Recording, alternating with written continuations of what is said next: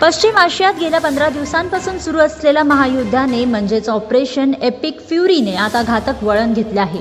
America आणि Israel मिळून इराणवर हल्ले करत आहेत. इराण देखील या हल्ल्यांचे प्रत्युत्तर देताना आपल्याला दिसत आहे. मात्र मुंबईतील कांदिवली येथील रहेजा टॉवर्स इटर्निटी इमारतीत राहणारे 54 वर्षीय देवानंद प्रसाद सिंह यांचे इराकजवळील एका तेल टँकरवर झालेल्या हल्ल्यात निधन झाले. ही घटना मिडल ईस्टमधील वाढत्या तणावाच्या पार्श्वभूमीवर घडली असून भारतीय अधिकाऱ्यांनी याबाबत माहिती गोळा करण्यास आता सुरुवात देखील केलेली आहे. मुंबईतील कांदिवली येथील रहेजा टॉवर्स इटर्निटी इमारतीत राहणारे 54 वर्षीय देवानंदन प्रसाद सिंग यांचे इराकजवळील एका तेल टँकरवर झालेल्या हल्ल्यात निधन झाले. ही घटना मिडल ईस्टमधील वाढत्या तणावाच्या पार्श्वभूमीवर घडली असून भारतीय अधिकारी याबाबत अधिक माहिती घेत आहेत.